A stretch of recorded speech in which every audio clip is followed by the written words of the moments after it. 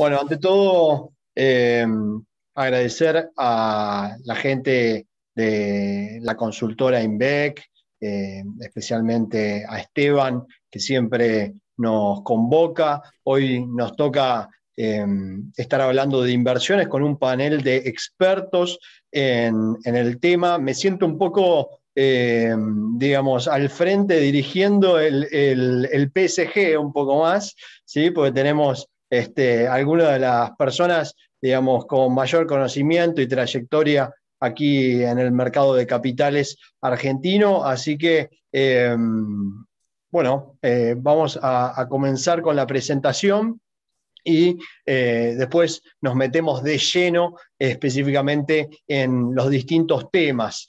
Nos acompaña Lucas Gardiner, que es director de PPI Inversiones, José Vano, que es gerente de research de invertironline.com, Ezequiel Zambaglione, que es Head Strategy de Balance Capital, y Christian Braud, que es Head Portfolio Manager de SBS Asset Management. Bueno, bienvenidos a todos. Gracias, Ale, ¿cómo estás? Bienvenido. Hola a todos. Bueno, Gracias por la invitación, un gusto estar acá. Un gusto, sí, estar aquí compartiendo con ustedes, algunos de ustedes con los que he compartido tardes de trabajo, como José, o también tardes de CFA, como Cristian, que también es vicepresidente allí del CFA, y bueno, con algunos otros también panel en otras oportunidades de esta Expo EFI.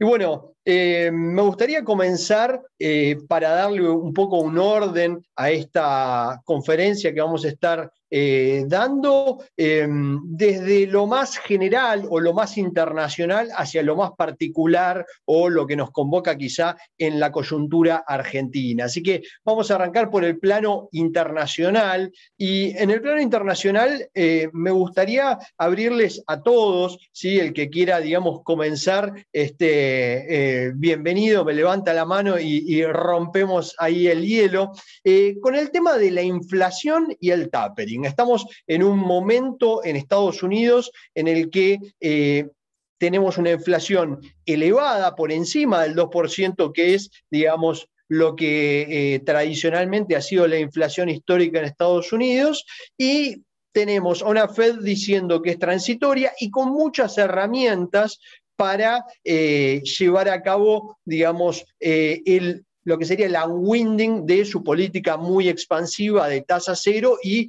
compras y aumento, digamos, muy fuerte de la base monetaria. Esto que da en llamar el tapering, digamos, ¿no? Que está comenzando ahora.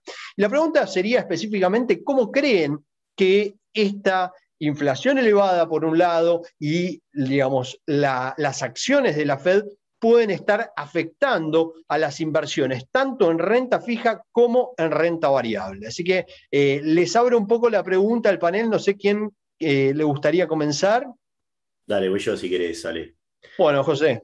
Dale, a ver, comentarios. Primero, de lo que pasó hasta ahora, la verdad que la Fed hasta ahora demostró una enorme prolijidad en cómo fue comunicando todo esto, porque cuando finalmente llegó la noticia, bueno, llega el tapering, dejamos de comprar activos al ritmo que lo estábamos haciendo y demás, en otras ocasiones esto produjo algún desmadre en el mercado, algún miedo de cómo podía impactar esto sobre el mercado, y la verdad que esto ya lo vinieron trabajando en varios anuncios y de una manera progresiva, de manera tal que cuando llegó la noticia, la verdad que ya estaba absolutamente descontada, parecía que no había pasado nada. Ese es un punto. El otro punto, relacionado a las tasas, fundamental. Acá es interesante ver la diferencia entre lo que ve, lo que dice la Fed y lo que descuenta el mercado, ¿no? Que cuando vos te fijas el dot plot, o sea, el comunicado que hace la Fed, donde te dice cuántas y de qué magnitud son las subas de tasas que esperan, el dot plot te dice que esperan con 50% de probabilidad una única suba de tasas, estamos hablando de un cuarto de punto, una única suba de tasas para el año que viene. Mientras que el mercado, si vos te fijás y en base a lo que descuenta la tasa de futuros, te dice que con 93% de probabilidad para septiembre va a haber dos subas de tasa. Es decir, el mercado supone que van a subir las tasas más de lo que está comunicando la Fed. Para mí eso es una buena noticia, porque la mala noticia para el mercado es cuando te viene una suba de tasas más allá de lo esperado, que ahí es donde le pega obviamente a los bonos, donde le pega a las valoraciones de las empresas y demás. Entonces, que el mercado sea más cauto que lo que es la Fed, para mí es una buena noticia. Y en relación ahora sí al punto de la pregunta, ¿no? ¿Cómo va a impactar sobre renta variable y sobre renta fija? Mi opinión, obviamente. Sobre renta fija, no estás en un buen escenario en este momento, porque estás en un escenario donde las tasas son bajas, con lo cual el cobro de los cupones no te va a representar un gran negocio. Y aparte estás en un escenario donde, aunque, bueno, lo acabo de decir, no será enorme la suba de tasas, vas a tener una suba de tasas, con lo cual además te va a impactar en el precio.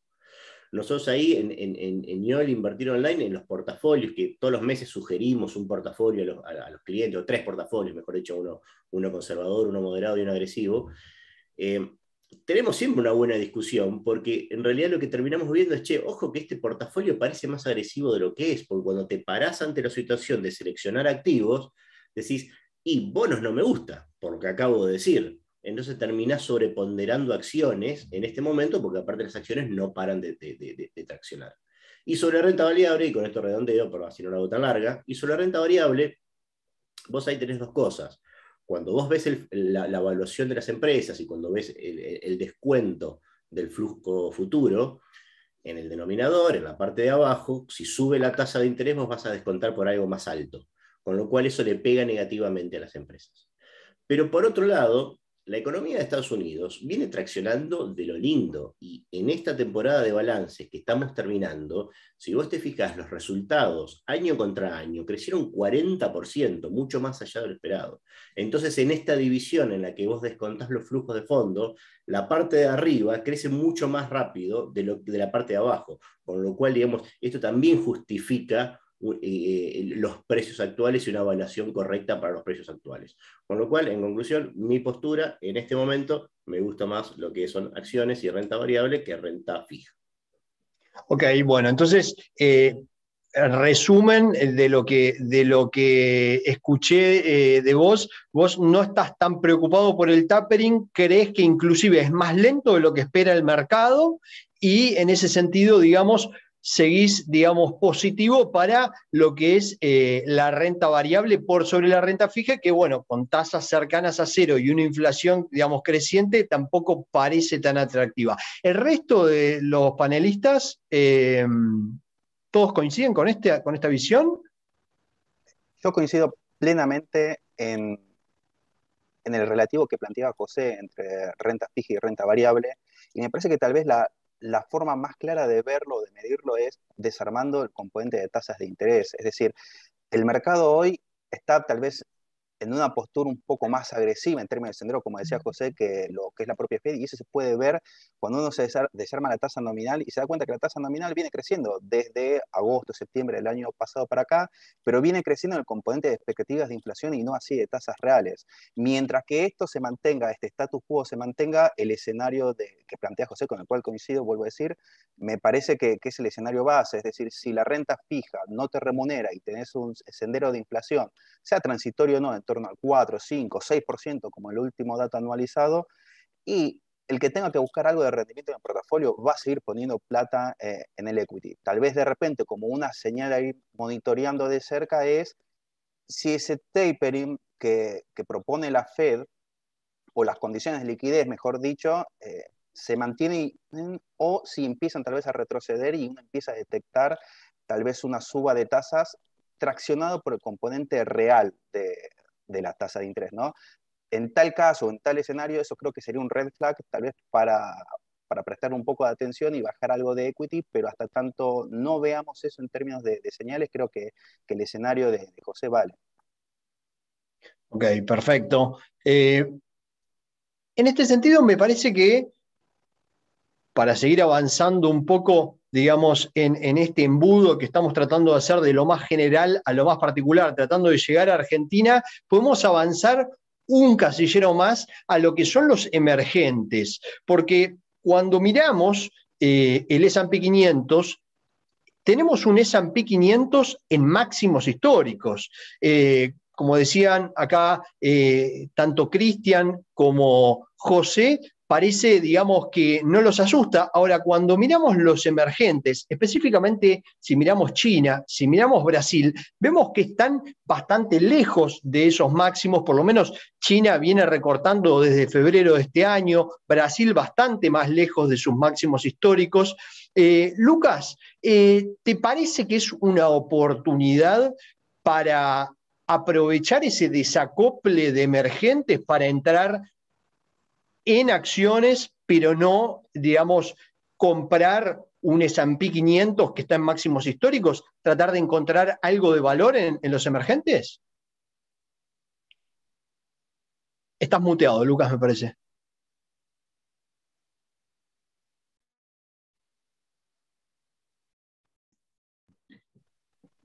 Ahí, a ver. No, no está muteado, pero no hay audio. Está muteado, pero no se lo escucha.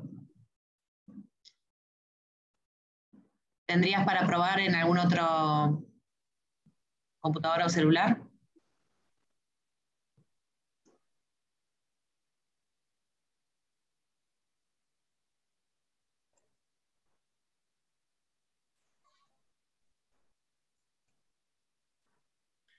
Bueno, mientras Lucas va chequeando eso, vamos con Ezequiel. Ezequiel, te repito la pregunta.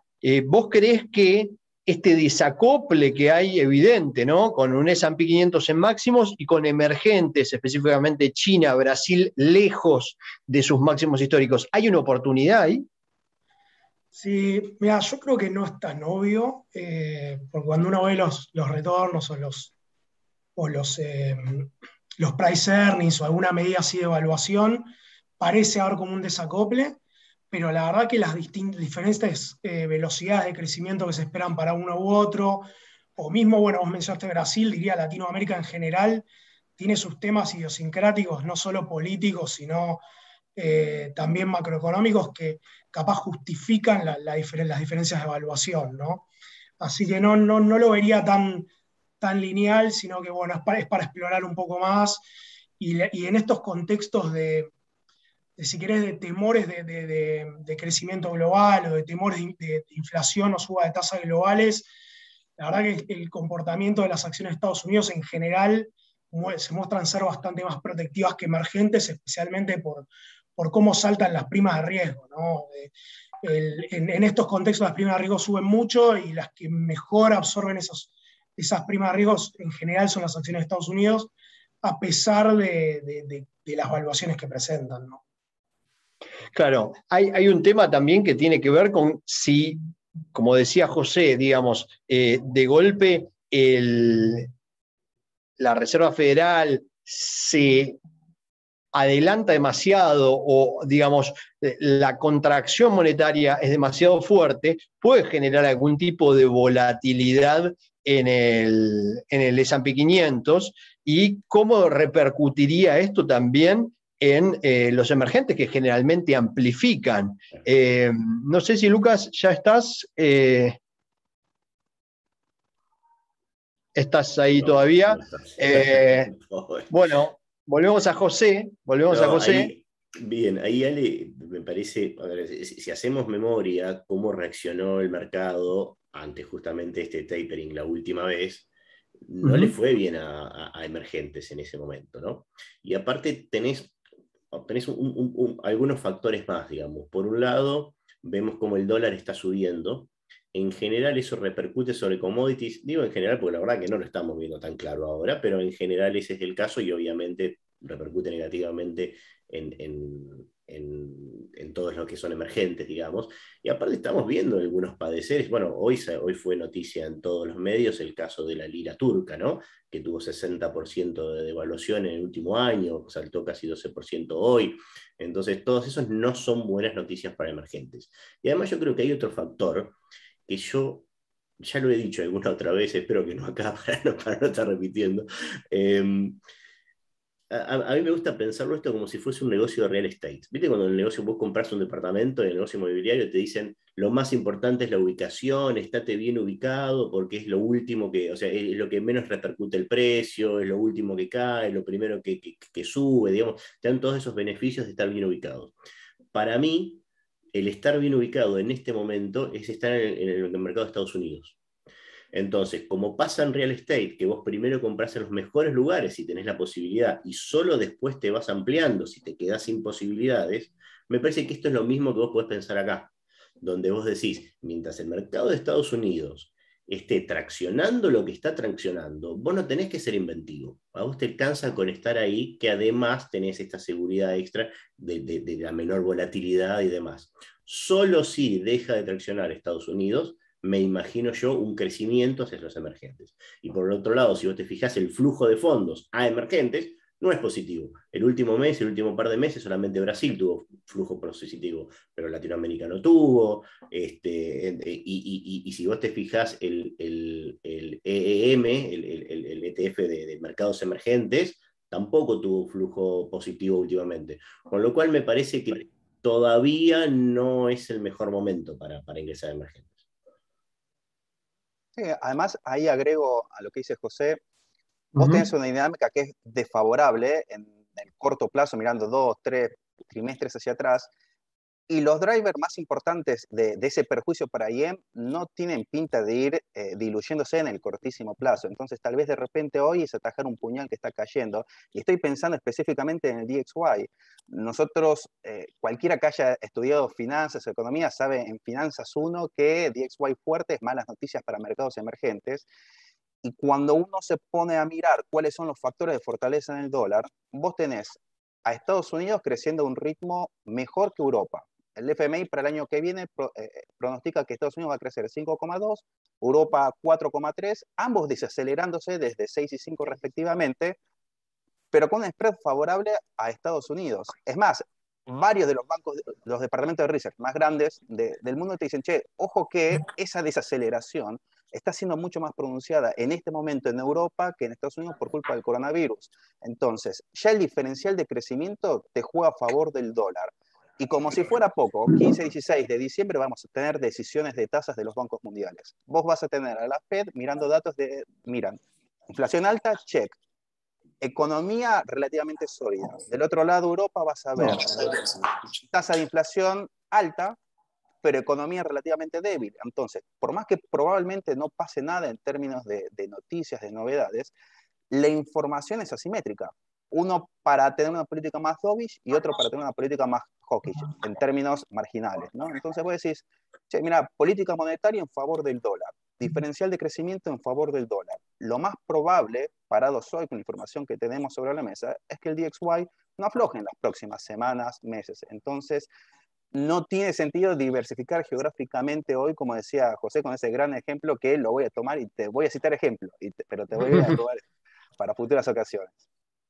Bueno, entonces, en resumen, lo que me quedó, Ezequiel me comenta, la prima de riesgo está justificada en las valuaciones y no ve, digamos, en principio, digamos, que sea una gran oportunidad hoy estos emergentes desacoplados respecto de el S&P 500.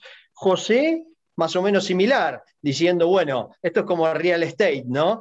Ubicación, ubicación, ubicación, el lugar para estar es Estados Unidos, y Cristian diciéndome, bueno, mirá, el dólar tiene todas las perspectivas de seguir siendo, digamos, la moneda beneficiada en este escenario de tasas. Lucas, ¿te tenemos ya? ¿Se me escucha, Ale, ahí? Sí. Perfecto, sí. Perdón, tuve algún inconveniente perfecto. Técnico.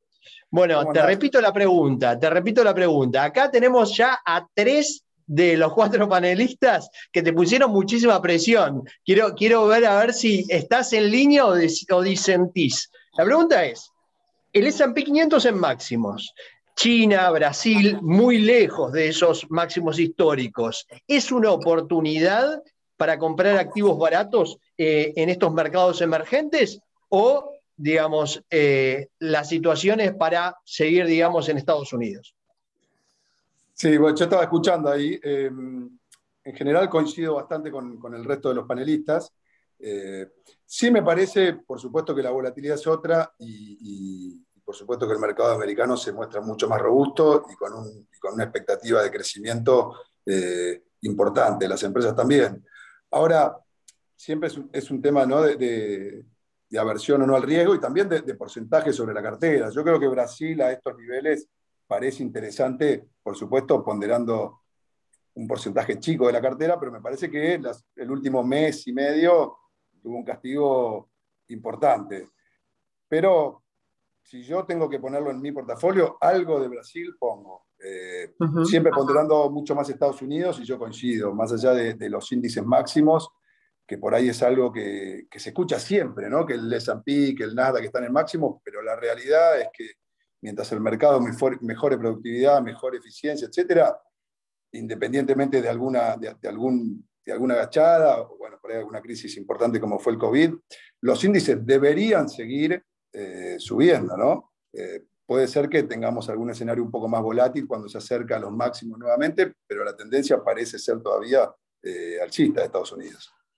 Ok, y cuando vos me decís, en algún porcentaje incluiría Brasil y China, suponiendo un inversor moderado, promedio, ¿sí? No, ni muy conservador ni muy agresivo, ¿qué porcentaje sería lógico que un inversor destine a este tipo de inversiones?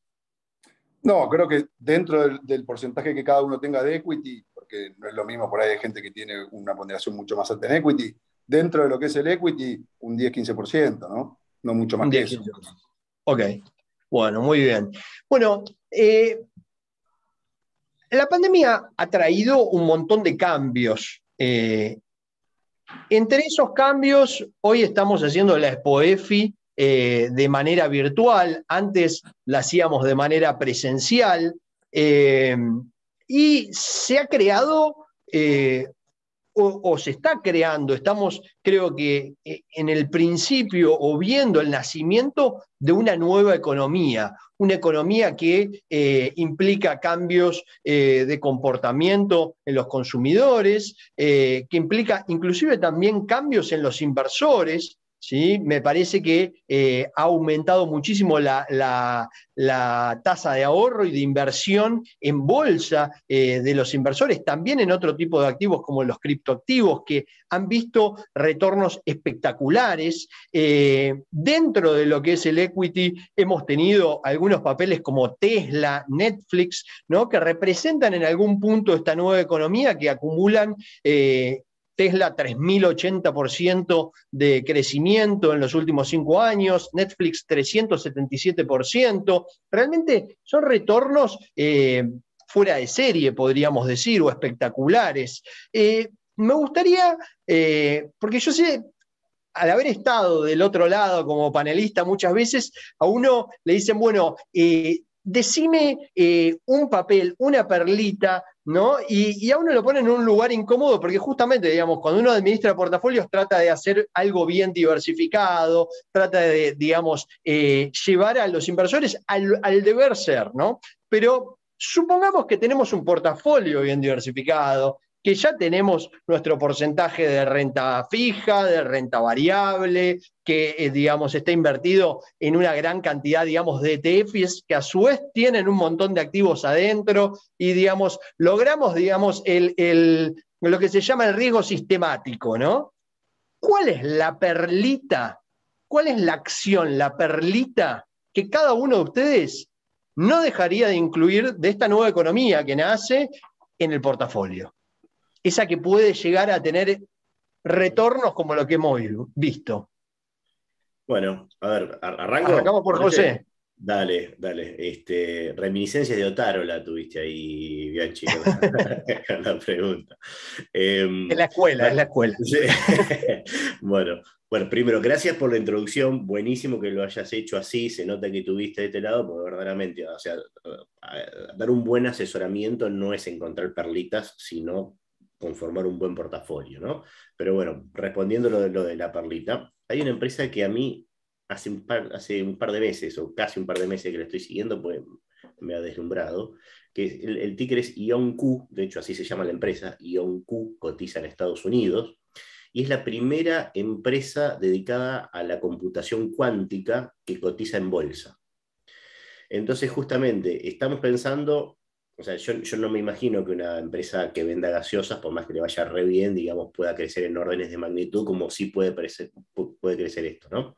Para que te des una idea, salió a cotizar el 1 de octubre a $10, llegó ya a superar los $30, o sea, ya tuvo más de 200% de rendimiento en menos de 2 meses, después se retrotrajo, ahora creo que está por los $23, una cosa así, igual entonces estarías 130% aún después de esta caída, y tiene muchas cosas interesantes, primero por el sector, segundo porque cuando vos te fijas quiénes son los jugadores que están ahí, quiénes le pusieron plata a IonQ, les pusieron plata Amazon, Microsoft y Google, los 3 grandes, porque los 3 grandes quieren que la nube cuántica se desarrolle en su plataforma. Entonces todos le están poniendo plata ahí. La computación cuántica, por las dudas, por si alguno no lo sabe, digamos, estamos hablando de muchas órdenes de magnitud de velocidad, o sea, hasta estamos hablando de que una sola computadora cuántica podría tener mayor poder de cómputo que todo el resto de las computadoras que hay en el mundo, ¿no? Estamos hablando de esos niveles.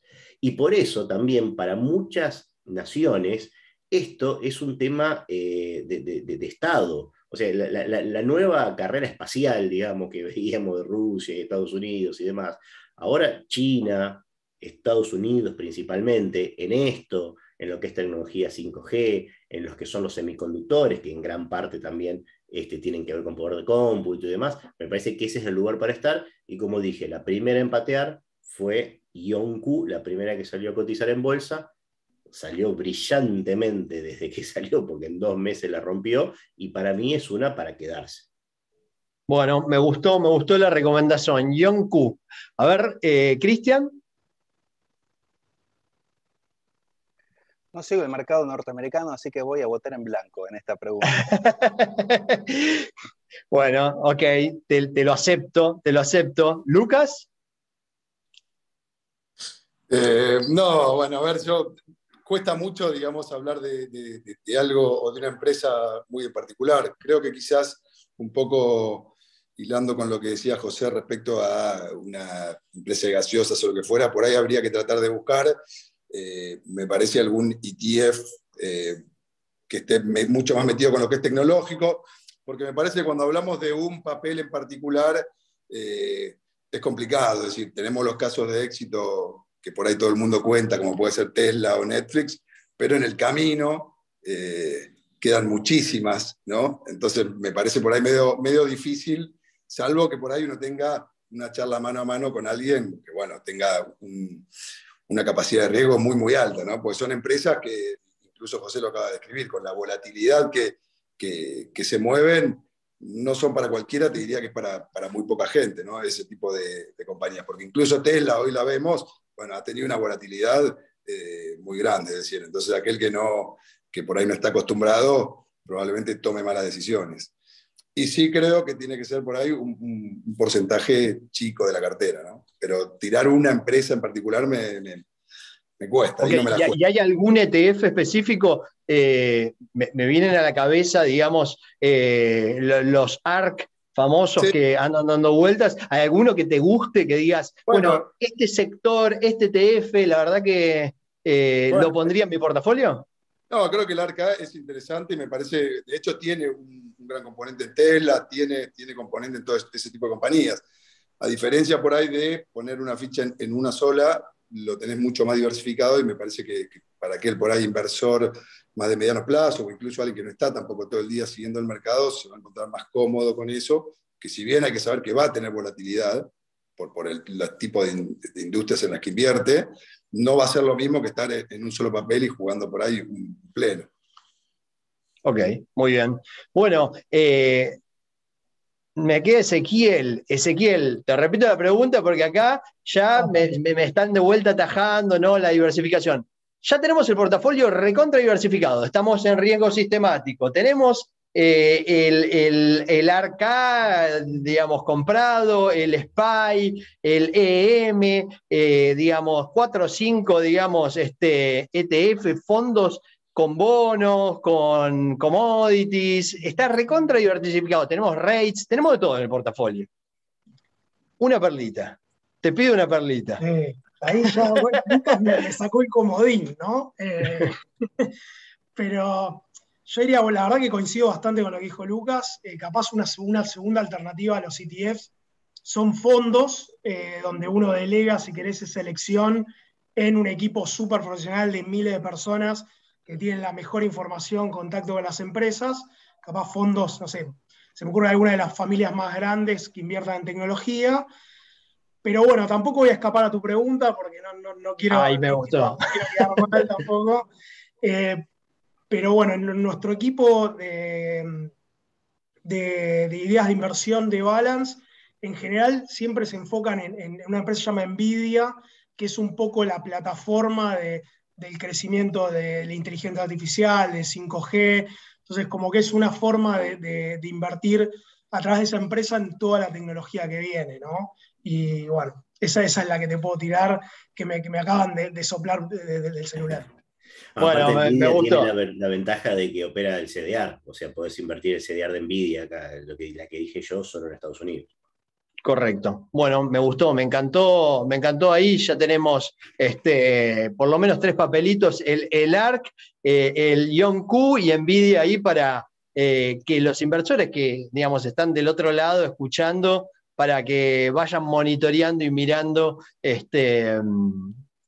para sus portafolios. Bueno, bajamos un escalón más. Ya hablamos de escenario, digamos, más macro de Estados Unidos, hablamos de los índices, digamos, desarrollados en máximos, emergentes todavía medio desacoplados, hablamos de alguna perlita para los portafolios internacionales, bajamos al mercado local, ¿sí? Venimos de las elecciones, tenemos un escenario de inflación que acumula un 52% interanual y un tipo de cambio que parece no dar respiro, ¿sí? La situación parece bastante comprometida. Me gustaría escuchar de cada uno de ustedes, ¿sí? Si les parece, arrancamos de vuelta la ronda por José, Cristian, Lucas y Ezequiel.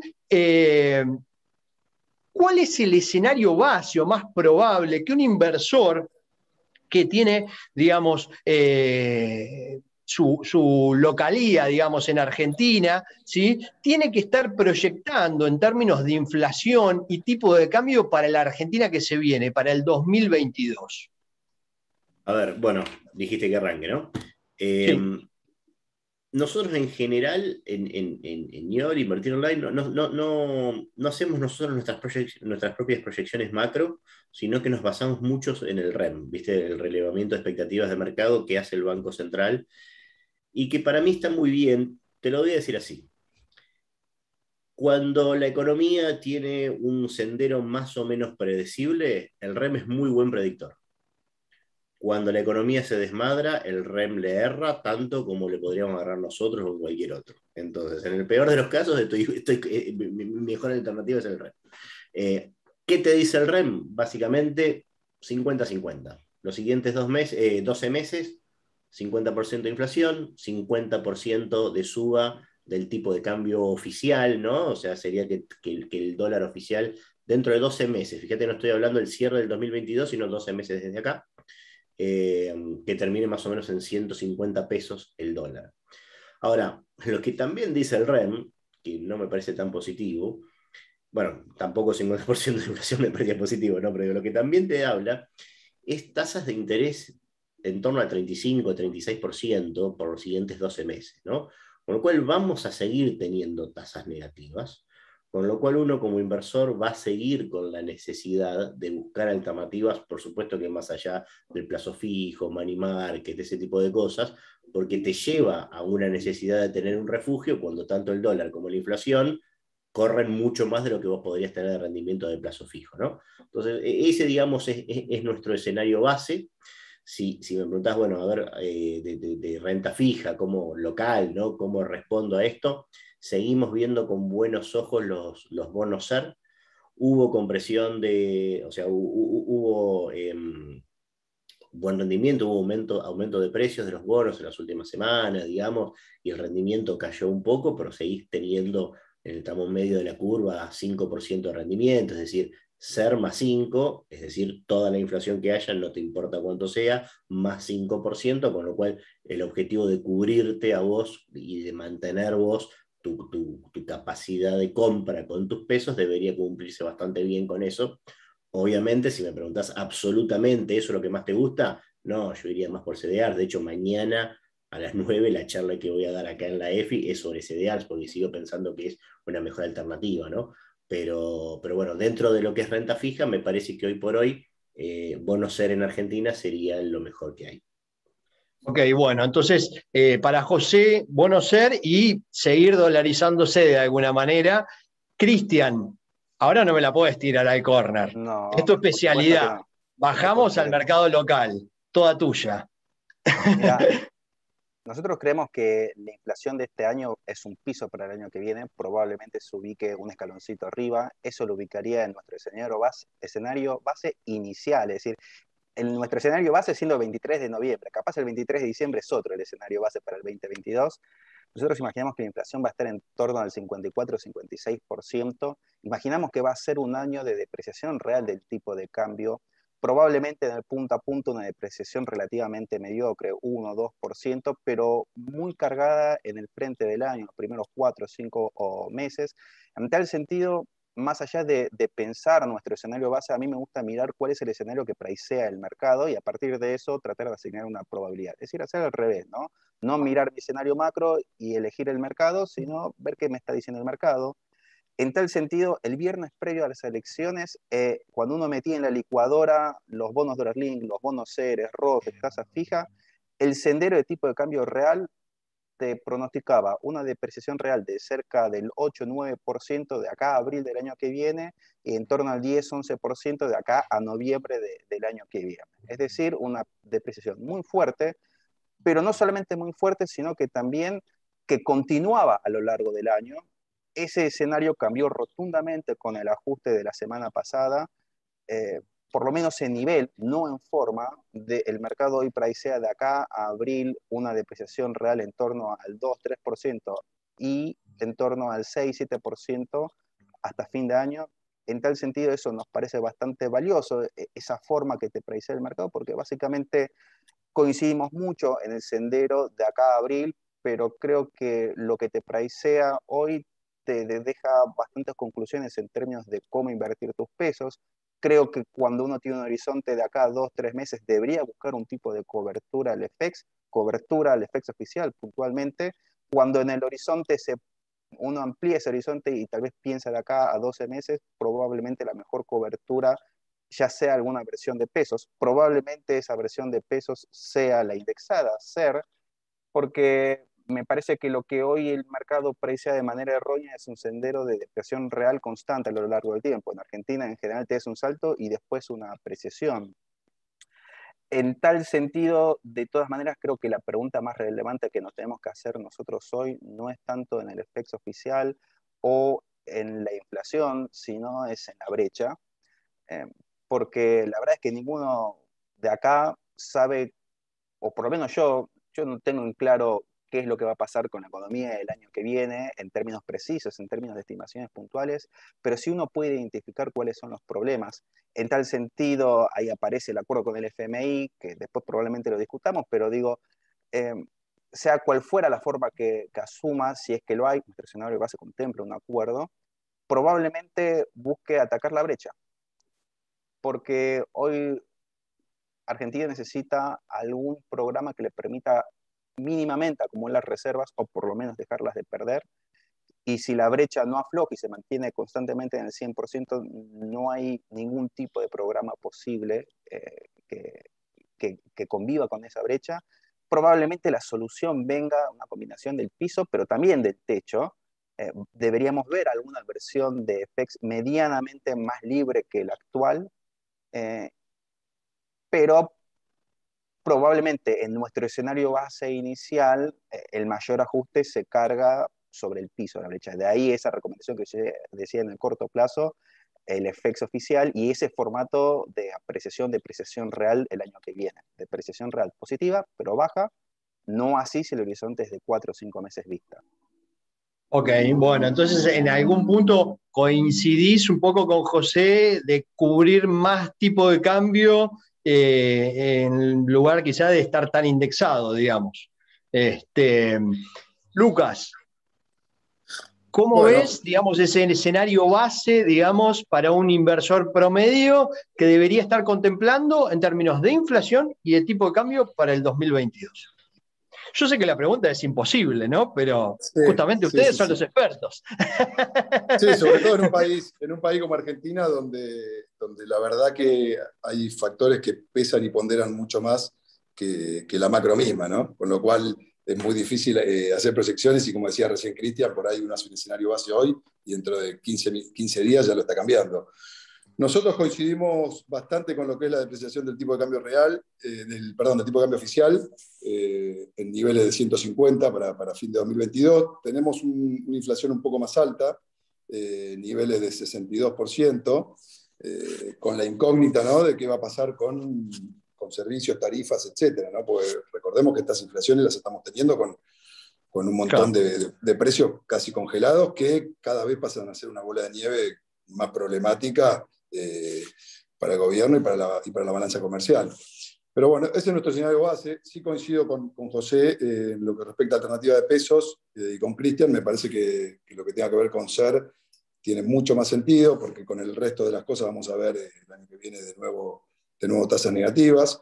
Imaginamos por ahí una aceleración en la depreciación los primeros meses del año y después que se vaya ralentizando un poco.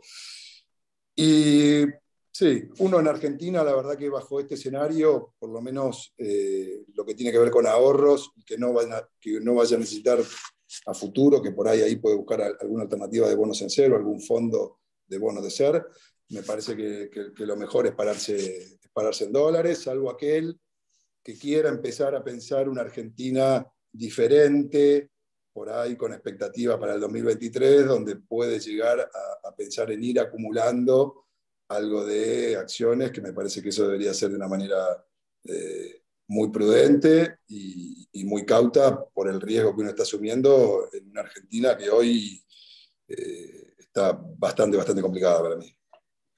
Ok, entonces, de lo que me decís, entiendo que al igual que Cristian, entendés que si va a haber una devaluación puede estar más en los primeros 6 meses que en los segundos,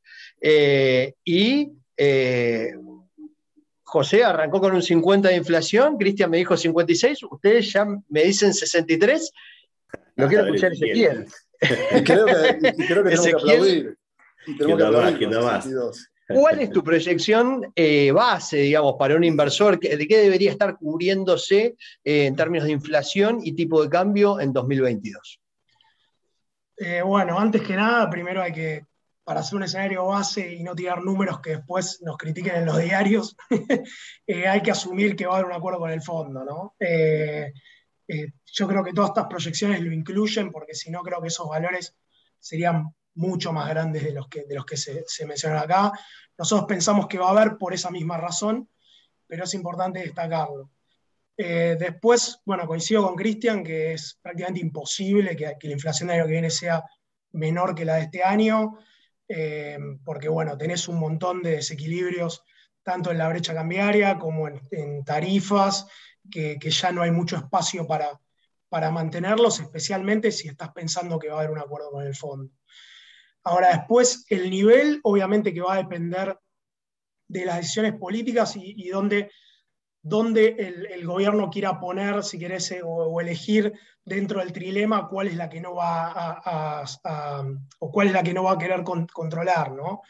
Y en ese caso, me parece, bueno, la inflación va a ser más alta que este año, la depreciación real va a haber depreciación real, yo creo que va a ser por lo menos del 10%, porque un poco algo lo mencionó Cristian, algo que necesita Argentina es empezar a recuperar reservas, y para hacerlo necesitas una depreciación real para bajar un poco la brecha.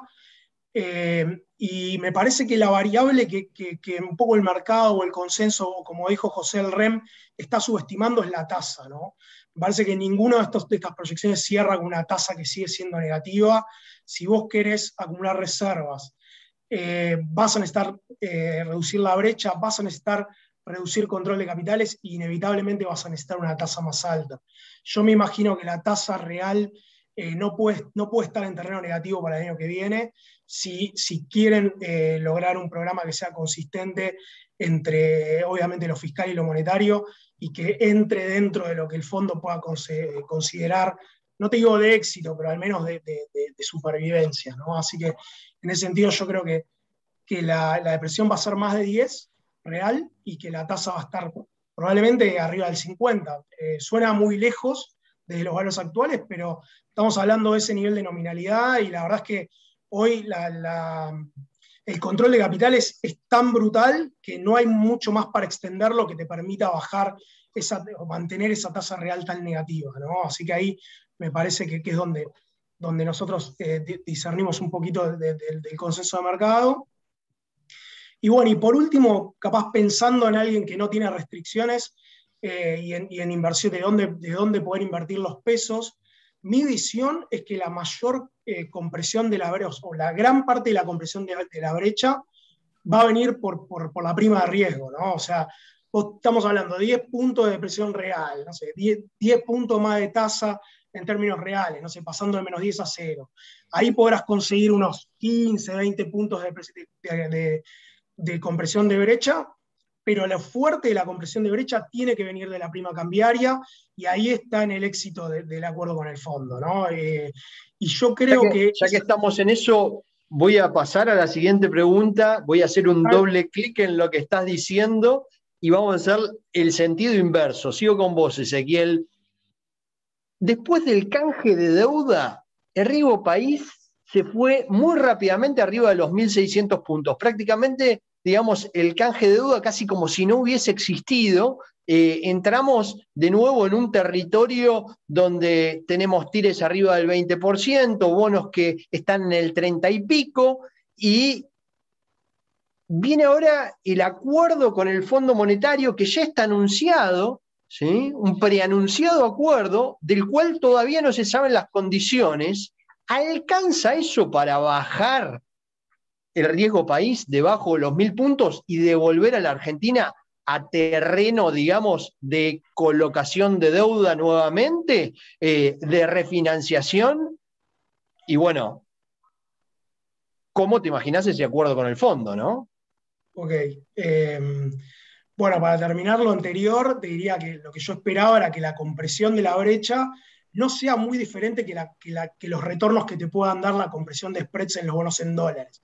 Por eso yo compraría bonos en dólares, que me parece que el retorno esperado es similar, y donde el principal factor de compresión de brecha va a ser esa compresión de spreads. Yendo a tu pregunta, me parece que el acuerdo con el fondo no va a alcanzar para perforar los 10 puntos de tasa. En el mejor de los casos, yo creo que podríamos pensar en una tasa que se acerque al 13% o algo por el estilo, un acuerdo que tenga cierta credibilidad, pero viendo la reacción que tuvo el mercado a lo que uno hubiera esperado, buenas noticias, esto que vos dijiste, vamos a ir a buscar el acuerdo y vamos a buscarlo rápido, una elección que estuvo más pareja, con lo cual te anticipa un potencial cambio de gobierno en 2023, el mercado ni se enteró, al contrario, lo preció al revés de lo que cualquiera te hubiera dicho anteriormente, y me parece que el gran factor atrás del movimiento de los precios es ese, es decir, cualquier acuerdo que se firme con el fondo va a ser lo suficientemente débil, porque donde se encuentra la visión del fondo y la visión de Argentina es en un acuerdo suave, digamos, como hoy parece ser el consenso de mercado, y que va a ser un acuerdo que a lo largo del tiempo te va a ir pidiendo, te va a obligar a ir rompiendo targets, y creo que siempre va a estar sobre la mira del gobierno de no cumplir con los targets y que el acuerdo se pueda caer. Y eso te pone una prima muy grande sobre el precio de los bonos, de que Argentina en algún momento, por más que firmes un acuerdo, lo tengas que convalidar cada 3 meses. Ese era el mayor miedo, me parece, bueno, al menos que yo tengo de cómo se fueron moviendo los precios con las noticias. Y el segundo es el temor a la gran debacle macro, ¿no? Me parece que hay un miedo de que la cosa salga mal, muy mal, y que bueno, hay que esperar a ver qué pasa. Es como esa sensación. Nuestra visión en Balance es que eso es sobre reaccionado y que incluso los precios como están ahora, en 30 y pico de centavos, ya te incorporan un escenario macro demasiado malo. Con lo cual nosotros estamos muy positivos en bonos en dólares Argentina en ese sentido, por arriba de cualquier otro asset class de Argentina, como las acciones o los bonos corporativos, con distintos matices, pero esa es nuestra visión, la verdad, que hoy incluso Ok. un escenario muy malo te lo compensan los Que ya precios. está paraiciado en los bonos y digamos, coincidís en algún punto con lo que ha dicho el resto, más dolarizado más que ser, digamos, ¿no? Lucas, ¿vos creés que, digamos, como dice Ezequiel, vamos a un acuerdo light con el fondo donde las visiones son prácticamente opuestas y se encuentran en una pequeña tangente que se puede ir rompiendo ese acuerdo o se puede ir, digamos, revalidando cada 3 meses? Sí, yo creo que el acuerdo con el fondo va a estar. Me parece que el fondo, coincido con Ezequiel en el acuerdo light, me parece principalmente que el fondo va a tratar de acordar, porque en un punto está pensando que en el 2023 esto se termina, ¿no? O sea, si el escenario hoy de Argentina más probable fuera un 2023 con Máximo Kirchner de presidente, yo creo que el fondo no acordaría. Entonces, un poco la apuesta del fondo es la misma apuesta que hace cualquier inversor hoy que decide entrar en Argentina, ¿no? Que es, yo empiezo a mirar de 2023 en adelante y por eso voy acumulando. El fondo dice, bueno, me parece que este gobierno en el 2023 está terminado y por eso vamos a ir haciendo un acuerdo blando para no patear el tablero. Total, esta gente se va en breve, ¿no? Pero sí creo que por ahí, a diferencia de Ezequiel, yo creo que teniendo en cuenta lo que es Argentina, yo hoy prefiero poner un tercio de la plata, antes que poner 100 en bonos, prefiero poner 33 en acciones y cuidar el resto, porque me parece que los bonos, y sobre todo con los cupones tan bajos que tienen, lucen muy poco atractivos. O sea, en un gran momento, para el año que viene, podemos esperar, o sea, con suerte, un bono, un Global 30 a niveles de 40, $45. Me parece que no mucho más que eso. Sí puedo decir que para aquel que decide ir a bonos, probablemente lo mejor sea un 2030, porque la curva está tan invertida que probablemente los bonos cortos tengan un crecimiento, ¿no? Si el escenario empieza a ser un poco más optimista, pero yo creo que el optimismo de Argentina no va mucho más ligado a lo político que a la macro, ¿sí? Porque la macro ya sabemos lo que es, lo desordenada que está, e incluso sabemos que para este gobierno es imposible ordenarla. O sea, no hay ninguna manera que Alberto Fernández se siente en una cámara y pueda decir algo y que todos nos levantemos y digamos, ah, mira qué bien, creemos esto que está diciendo. Entonces, cuando la credibilidad ya es directamente cero, la macro ellos no la pueden arreglar. Entonces, Argentina hay que pensarla de 2023 en adelante. Si el escenario fuera todavía el kirchnerismo del 2023, bueno, yo creo que el fondo no acordaría y creo que los activos todavía pueden sufrir caídas mucho más grandes.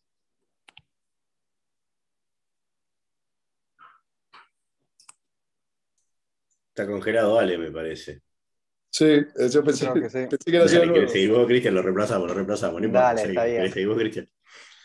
Coincido con lo que vienen planteando. Me parece que vamos a ver un acuerdo con el FMI sin lugar a dudas. Creo que ese acuerdo va a ser mediocre, yo lo calificaría de una manera, y cuya única función va a ser eliminar los escenarios de cola. Y para ser bien específico con escenario de cola, me refiero a un escenario donde se termine de desplomar la demanda de dinero. Creo que ese es el gran riesgo que tiene Argentina y creo que ese es el agujero al cual va a venir el FMI y va a funcionar como un parche. Por tanto, me parece que si bien no es imposible que los bonos perforen los 1000 puntos, como preguntaba Ale, pero creo que es un evento cuya probabilidad tiende a cero, ¿no? O sea, no es imposible, pero tiende a cero en el corto plazo.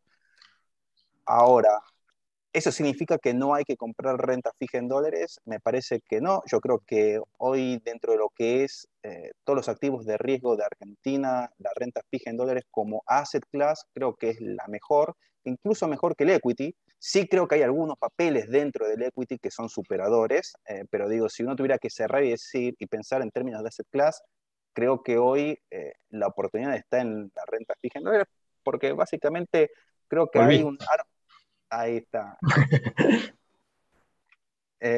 Ahí un poco lo que le decía es con respecto a lo que es el FMI, Ale, me parece que el FMI, su Sí. única función va a ser eliminar el escenario donde se desplome la demanda de dinero, que es el peor escenario, que es en términos de José, el escenario donde el REM no sirve para absolutamente nada.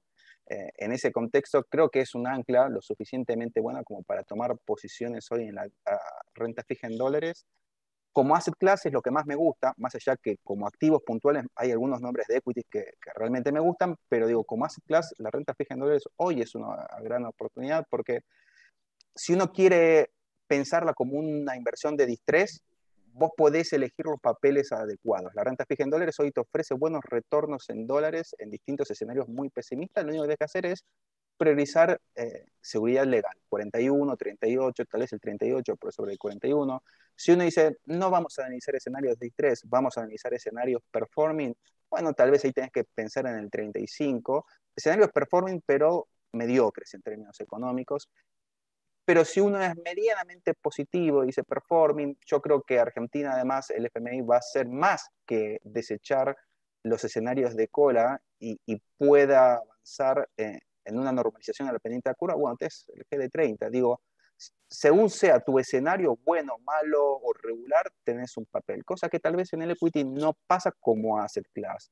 Con todo, me parece como headline, vamos a ver un acuerdo con el FMI que y no necesitamos ver un riesgo país por debajo de los 1000. Una compresión de 300, 400 puntos es suficiente como para que, por ejemplo, sea una buena alternativa a la renta fija en dólares para apostar a la brecha, para apostar al efecto oficial. O sea, pensémoslo todo en términos de retornos totales, en términos de escenarios de salida.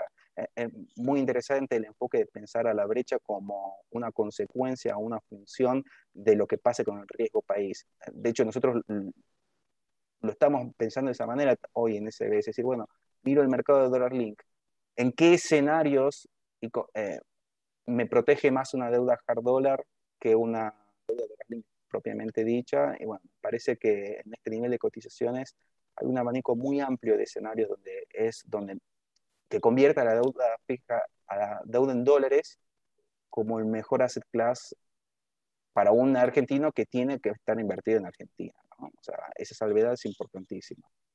Ok, Disculpe. tomo eso de que de los 300 puntos y lejos quizá de lograr llegar, como entiendo que dijeron Lucas, Ezequiel, digamos, a un acuerdo más sustentable y que nos lleve debajo de los 1000 puntos y a zona, digamos, de colocar nuevamente deuda. ¿Coincidís, José?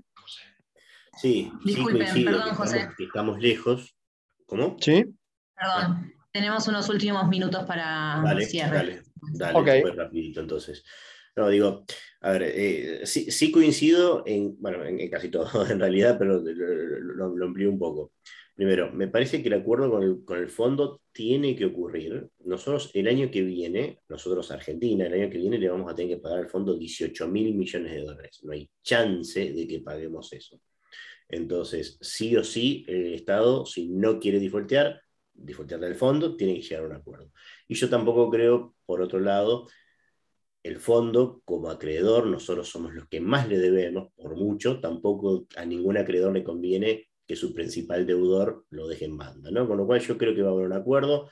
Me pareció muy bien como lo dijiste vos, Ale, de, bueno, lo hiciste con la seña de la puntita donde se pueden acordar. Me imagino que puede haber algún punto de acuerdo bastante light, pero eso también te lleva a una necesidad como de constante renovación, ¿no?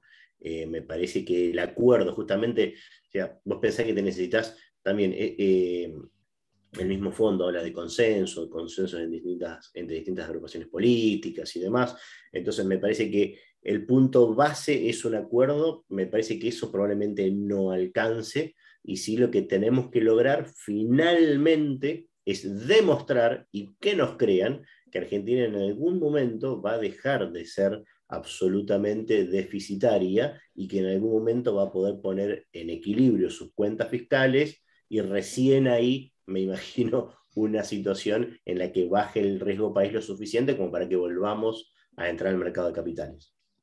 Bueno, muchas gracias a todos. Se nos ha acabado el tiempo, ya estamos sobre las 7.